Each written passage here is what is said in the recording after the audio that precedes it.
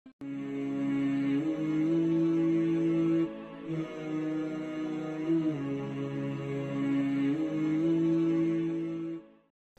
বিল্লাহি মিনাশ শাইতানির রাজীম। বিসমিল্লাহির রহমানির রহিম। আমার প্রিয় দর্শক ও শ্রোতাবৃন্দ, আসসালামু আলাইকুম ওয়া রাহমাতুল্লাহি ওয়া বারাকাতুহু। আপনাদের সকলকে আমাদের ইউটিউব চ্যানেল ইসলাম ইন বাংলায় স্বাগতম জানাই। আশা করি আপনারা যে যেখানে আছেন ভালো আছেন, কুশল ও মঙ্গলে আছেন এবং আমাদের এই অনুষ্ঠান থেকে লাভবান হচ্ছেন। আজ পবিত্র রমজান মাসের 28 তারিখ, সুতরাং সর্বপ্রথম আজকের দিনের দোয়া পড়ব ও তার তর্জমা করব। তারপরে আজকের রাত্রে কত রেকাত নামাজ পড়তে হবে, কিভাবে পড়তে হবে সেটা উল্লেখ করব। অবশেষে শরীয়তের কিছু সংবিধান মাসলা মাসাইল আপনাদের সামনে তুলে ধরব। তো আসুন সর্বপ্রথম আজকের দিনের দোয়া পড়ি ও তার ব্যাখ্যা করি। বিসমিল্লাহির রহমানির রহিম। আল্লাহুম্মা ওয়াফির হাদ্দি ফিহে মিনান নওয়াফিল ওয়া আকরিমনি ফিহে বিইহদারিল মাসাইল ওয়া কাররিব ফিহে ওয়াসিলাতি ইলাইকা মিন বাইনাল ওয়াসাইল ইয়া মান লা ইয়াশগালুহু ইলাহুল মুলাহহিন। আল্লাহুম্মা সাল্লি আলা মুহাম্মদ ওয়া আলি মুহাম্মদ। হে আমার প্রতিপালক আল্লাহ রাব্বুল আলামিন, আজ আমার নসিবে বেশি থেকে বেশি নফল আদায় করার তৌফিক লিখে দিন। আল্লাহুম্মা ওয়াফির হাজদি ফিহে মিনান নওয়াফিল, আমি বেশি থেকে বেশি যেন নফল বা সুন্নত কাজ করতে পারি, নফল ইবাদত বা সুন্নত ইবাদত করতে পারি। ওয়া আকরিমনি ফিহে বিইহদারিল মাসাইল, আর আমাকে তৌফিক দান করুন আমি যেন বেশি থেকে বেশি শরীয়তের সংবিধান মাসলা মাসাইল জানতে পারি এবং অন্যদেরকে জানাতে পারি। মনে রাখবেন, ওয়া আকরিমনি ফিহে, আল্লাহ আমাকে আজ সম্মান দান করুন বিইহদারিল মাসাইল, সমস্ত প্রকারের মাসলা মাসাইল পেশ করার, অর্থাৎ আমি শরীয়তের সংবিধান সমস্ত প্রকারের মাসলা মাসাইল নিজে শিখে যেন অন্যদেরকে শেখাতে পারি। কত সুন্দর দোয়া আজ আমরা করছি, আল্লাহর নিকটে একবার ভেবে দেখুন। ওয়া আকরিমনি ফিহে বিইহদারিল মাসাইল, আমাকে মাসলা মাসাইল পেশ করার তৌফিক দান করুন। তো ইনশাআল্লাহ আল্লাহ যদি তৌফিক দান করেন তো আমিও ইনশাআল্লাহ আপনাদের সামনে কিছু মাসলা মাসাইল পেশ করব, যেগুলো আপনারা নিজেরা জেনে অন্যদেরকে জানাবেন। ওয়াকাররিব ফিহে ওয়াসিলাতি ইলাইকা মিন বাইনাল ওয়াসাইল, আর আল্লাহ রাব্বুল আলামিন আমার জন্য ওই সমস্ত ওসিলাকে নিকট করে দিন যে ওসিলার মাধ্যমে আমি আপনার নিকটতম হতে পারবো বা আমি আপনার কাছে পৌঁছাতে পারবো। ওয়াকাররিব ফিহে ওসিলাতি, আমার ওসিলাকে নিকট করে দিন ইলাইকা, আপনার কাছে পৌঁছানোর জন্যে মিন বাইনাল ওয়াসাইল, সমস্ত ওসিলার মধ্যে যে ওয়াসাইল বা যে ওসিলা আমাকে আপনার নিকটতম করবে সেটা আমার জন্যে সহজ বা করিব বা নিকটতম করে দিন।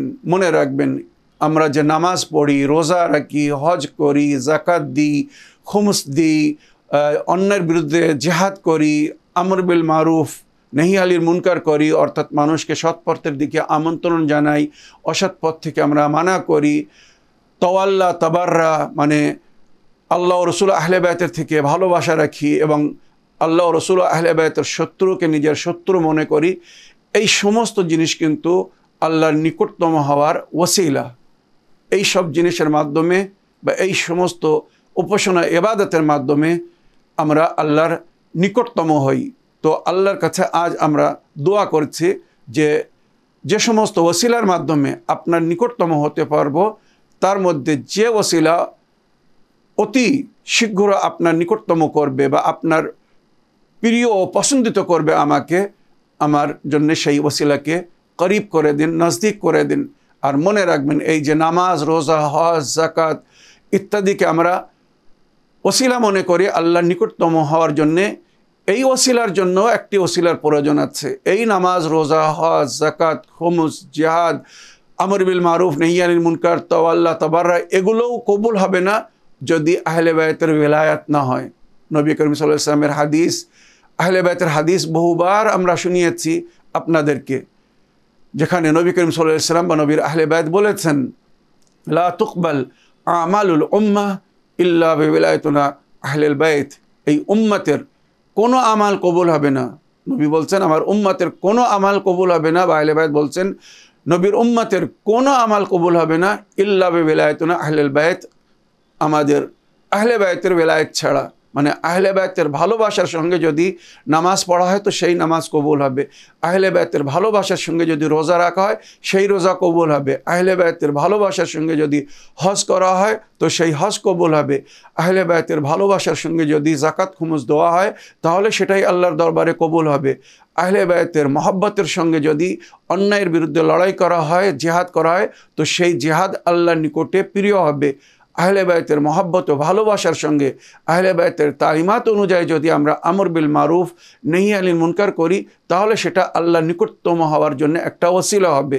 ওইরূপ সমস্ত দিনের কাজ যদি আমরা আহলে বায়তের ভালোবাসার সঙ্গে সেটা আদায় করি, আঞ্জাম দিই, তো এটা কবুল হবে। আর আহলে বায়তের ভালোবাসা বা ওনাদের মহব্বত ছাড়া যদি এগুলো করা হয় তো এগুলো আল্লাহর নিকটে কোনো স্থান পাবে না। তো মনে রাখবেন, তো আল্লাহর কাছে আজ আমরা দোয়া করছি, আল্লাহ আমাকে তৌফিক দান করুন, আমি যেন বেশি থেকে বেশি নফল নামাজ বা নফল রোজা বা নফল ইবাদত আদায় করতে পারি। রমজান মাস ফরজ রোজার মাস, সুতরাং এরপরে বা এর আগে যখন নফল রোজার সময় আসে সেই সময় যেন আমরা বেশি থেকে বেশি নফল রোজা করতে পারি, বা সারা বছর যে সমস্ত নফল ইবাদতগুলো করতে বলা হয়েছে আমরা যেন সেগুলো সুন্দরভাবে আদায় করতে পারি। ওইরূপ আমাকে শরীয়তের সমস্ত সংবিধান বা মাসলা মাসাইল নিজে জানার এবং অন্যদেরকে জানানোর তৌফিক দান করুন, এবং আমার জন্যে আপনার নিকটতম হওয়ার, মানে আল্লাহকে আমরা এইভাবে বলছি, হে আমার প্রতিপালক, আপনার নিকটতম হওয়ার জন্য যে সমস্ত ওসিলা রেখেছেন আপনি, সেই ওসিলার মাধ্যমে আমি যেন আপনার নিকটতম হতে পারি। তো ওই ওসিলার মধ্যে যে ওসিলা অতি দ্রুত এবং অতি শীঘ্র আপনার নিকটতম করবে, প্রিয় করবে, আর যাদেরকে আপনি আমাদের জন্য ওসিলা করেছেন আল্লাহ, সেই ওসিলাকে আমার নিকট করে দিন। ইয়া মান লা ইয়াশগুলহু ইলাহুল মুলিহিন, আর আমার এই দোয়াকে, আমাদের এই ফরিয়াদকে, আমাদের এই আবেদনকে গ্রহণ করুন, কবুল করে নিন। আপনাকে তো কোনো মানুষের দোয়া বা ফরিয়াদ বিরক্ত করে না। মনে রাখবেন, আল্লাহ রব্বুল আলামিন একই সময় সবার ফরিয়াদ শুনছেন, সবার দোয়া শুনছেন। যখন আমি দোয়া করছি এই সময় হয়তো আল্লাহর আরও কত শত শত হাজার হাজার লক্ষ লক্ষ বা কোটি কোটি বান্দারা আল্লাহর কাছে দোয়া করছে। তো এমন হবে না বা হয় না যে আল্লাহ একজনের আওয়াজ শুনছে আর অন্যর আওয়াজ শুনতে পারছে না, বা একজনের আওয়াজ অন্যর আওয়াজকে ডিস্টার্ব করছে না। আল্লাহ রাব্বুল আলামিন সকলের আওয়াজ খুব সুন্দরভাবে শুনছেন, যেটা নিজে বলেছেন, উদউনি আস্তাজিব লাকুম, আমাকে ডাকো আমি সাড়া দেব। উদু রাব্বাকুম তাদাররুআন ওয়া খুফিয়াতান, নিজের প্রতিপালককে তোমরা ডাকো, তার কাছে দোয়া করো গোপনে এবং আন্তরিকতার সঙ্গে। তো আমরা যদি গোপনে বা আন্তরিকতার সঙ্গে নিজের প্রতিপালককে স্মরণ করি তো অবশ্যই আল্লাহ রাব্বুল আলামিন আমাদের দোয়াকে কবুল করবেন, আমাদের মনোকামনা আশাকে পূরণ করবেন। হে আল্লাহ রাব্বুল আলামিন, আজকের এই দোয়া আমাদের সকলের পক্ষে কবুল করুন, আমিন ইয়া রাব্বাল আলামিন। এবারে আজকে 29 রমজানের রাত, মনে রাখবেন আজকের রাত 29 রমজানের রাত। আজকের রাত্রে 2 রেকাত নামাজ পড়তে বলা হয়েছে। প্রতি রেকাতে সূরা আল-হামদ একবার আর সূরা কুল হুয়াল্লাহু আহাদ তাওহীদ 20 বার পড়তে হবে। নামাজের শেষে তাসবিহ জাহরা সালামুল্লাহ আলাইহা পড়বেন, আর তারপরে নিজের জন্য, নিজের আপনদের জন্য, আত্মীয় স্বজনদের জন্য, প্রতিবেশীদের জন্য বা বন্ধু বান্ধবদের জন্য, সকলের জন্য আল্লাহর কাছে দোয়া করবেন। আর আশা করি আমাদেরকেও দোয়াতে স্মরণে রাখবেন। রমজান মাস শেষ হতে চলেছে। আজ 28 তারিখ, আগামীকাল 29 তারিখ। হয়তো আগামীকাল চাঁদ রাত হতে পারে, আর যদি আগামীকাল চাঁদ রাত হয় আর পরশু ঈদের দিন হয় তো রমজান মাসের চাঁদ রাত্রে চন্দ্র দেখার পরে ফেতরা ফরজ হয়ে যায়। সমস্ত নারী পুরুষ যারা রোজা রেখেছে বা যদি কেউ রোজা নাও রেখে থাকে, মনে রাখবেন সকলের ওপরে ফিতরা ফরজ। সুতরাং পার হেড মাথা পিছু 1 সা মানে 3 কেজি চাওয়াল মানে চাল, আটা বা গম, যেটা আমাদের দেশের প্রধান খাদ্য, যে দেশের যে প্রধান খাদ্য বা যে এলাকার যে প্রধান খাদ্য, সেই খাদ্য 3 কেজি জাকাত বা জাকাতুল ফিতরের রূপে বাহির করতে বলা হয়েছে। তো আমাদের দেশে ঘরে হয় ভাত খায় মানুষ, তো তার জন্যে চাল দিতে বলা হয়েছে, আর নইলে রুটি খায়, তো এর জন্যে আটা বা গম হিসেব করতে বলা হয়েছে, আটা বা গম দিতে বলা হয়েছে। তো হয় 3 কেজি চাল দিতে হবে, আর নইলে 3 কেজি আটা দিতে হবে, আর নইলে 3 কেজি গম দিতে হবে। মনে রাখবেন এটাই শরীয়তের হুকুম। যদি কেউ সরাসরি চাল, আটা বা গম না দিতে পারে, কোনো কারণে কোনো আত্মীয় একটু দূরে আছে, তার কাছে হয়তো চাল, আটা বা গম পৌঁছাতে পারছে না, তো সেখানে মানি ট্রান্সফার করতে পারে, পয়সা দিতে পারে। 3 কেজি চালের যে দাম বা 3 কেজি আটার যে দাম বা 3 কেজি গমের যে দাম, সেটা ফিতরার নিয়ত করে ট্রান্সফার করে দিতে পারে, তার কাছে পৌঁছে যাবে ইনশাআল্লাহ, আল্লাহর দরবারেও পৌঁছে যাবে এবং আল্লাহ কবুল করবেন। তো মনে রাখবেন চাঁদ রাত থেকে নিয়ে ঈদের দিন দুপুরের আগ মুহূর্ত পর্যন্ত, মানে জওয়াল পর্যন্ত, জোহর আসরের নামাজের আগ পর্যন্ত বা ঈদের নামাজ পড়তে যাওয়ার আগে যদি আদায় করে দেওয়া হয় তো সেটা অতি উত্তম। মনে রাখবেন জাকাতুল ফিতরা বাহির করে সেটা প্রাপ্য ব্যক্তির কাছে পৌঁছে দিতে বলা হয়েছে। শুধু বাহির করাই যথেষ্ট নয়, যত শীঘ্র সেটা গরিবদের কাছে, প্রয়োজনীয় ব্যক্তিদের কাছে বা যাদেরকে জাকাত দিতে বলা হয়েছে সেখানে পৌঁছে দিতে হবে। কোরআন বলছে কাদ আফলাহা মান তাযাক্কা ওয়া যাকারা ইসমা রাব্বিহি ফাসাল্লাহ। ওই ব্যক্তি সফলতা অর্জন করেছে যে জাকাত দিয়েছে, তারপরে আল্লাহর জিকির করার জন্য নামাজ পড়েছে। তার মানে আমাদেরকে ঈদের নামাজের আগে জাকাত দিতে বলা হয়েছে, জাকাত দিয়ে তারপরে ঈদের নামাজ পড়তে যেতে বলা হয়েছে। এবারে আপনি মনে করুন চাঁদ রাত্রে বা ঈদের দিন সকালে জাকাত বাইর করেছেন, তো এই জাকাত কাকে দিবেন, প্রাপ্য ব্যক্তি কারা বা কাদেরকে এই জাকাত দিতে বলা হয়েছে, জাকাতুল ফিতরা। তো শরীয়তে জাকাতুল ফিতরার জন্যে সূরায়ে তওবায়ে আল্লাহ রাব্বুল আলামিনের জিকির হচ্ছে ইন্নামাস সাদাকাতু লিল ফুকারা ওয়াল মাসাকিন ওয়াল আমিলিনা আলাইহা ওয়াল মুআল্লাফাতি কুলুবুহুম ওয়া ফির রিকাবে ওয়াল গারিমিনা ওয়া ফি সাবিলিল্লাহি ওয়া ইবনিস সাবিল ফরিদাতাম মিনাল্লাহি ওয়াল্লাহু আলিমুন হাকিম। এটা হচ্ছে জাকাতের প্রাপ্য স্থান বা যাদেরকে বা যেখানে জাকাত দিতে বলা হয়েছে। তবে জাকাতুল ফিতরা আগে গরিব, অসহায়, আত্মীয় স্বজন বা ফকির মিসকিনদেরকে দিতে বলা হয়েছে। যতক্ষণ গরিব, মমিন বা মমেনা, আত্মীয় স্বজন বা প্রতিবেশী, পাড়াপড়শি বা এলাকায় যতক্ষণ গরিব মমিন মমেনাতরা আছে, এই জাকাতের পয়সা অন্য কোনো কাজে খরচ করতে মানা করা হয়েছে, অন্য কোথাও দিতে মানা করা হয়েছে। জাকাতুল ফিতরা সাধারণ জাকাত যেটা আমরা প্রতি মাসে বাহির করি বা বাৎসরিক হিসেবে বাহির করি, ওটা এই সমস্ত স্থানে দেওয়া যাবে, কিন্তু জাকাতুল ফিতরা রমজান মাসের শেষে যে জাকাতটা আমরা আদায় করি, যে জাকাত আমাদের রোজা কবুল হওয়ার একটি জরিয়া বা ওসিলা বা সংকেত, ওই জাকাত ফকির মিসকিন বা প্রয়োজনীয় ব্যক্তিদেরকে দিতে বলা হয়েছে। আর এদের মধ্যে আত্মীয় স্বজনদেরকে প্রেফার করতে বলা হয়েছে, গুরুত্ব দিতে বলা হয়েছে। আগে আত্মীয় স্বজনদেরকে দিতে হবে, তারপরে অন্যদেরকে দিতে হবে। তো জাকাত দিবেন কোথায়? ফকির মিসকিনকে। ফকির যার কাছে বছরের খরচা নেই, আর মিসকিন তার চেয়ে তো দুস্থ অবস্থা। ফকির হয়তো তার কাছে এখন সারা বছরের খরচা নেই, কিন্তু উপায় আছে, আর মিসকিন তার কাছে খরচাও নেই সারা বছরের আর উপায়ও নেই। তো ফকির এবং মিসকিনকে জাকাত দিতে বলা হয়েছে। আমিলিন আলাই, যারা জাকাত তোলার কাজ করে, মারাজে কেরাম, মুস্তাহিদিন, মুফতিগণদের তরফ থেকে তাদেরকে দিতে বলা হয়েছে। ওয়াল মুআল্লাফাতি কুলুবিহিম, মানুষের মনকে নরম করার জন্যে।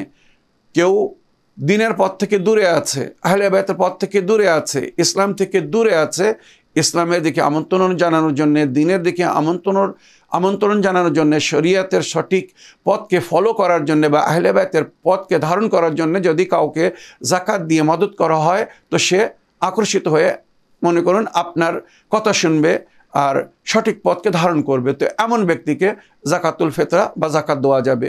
ওইরূপ দাস বা দাসীকে মুক্তিদান দেওয়ার জন্য, স্বাধীন করার জন্যে, ফির রেকাবে, তো এটা এখন যুগে নেই, এটা পূর্বের যুগে ছিল।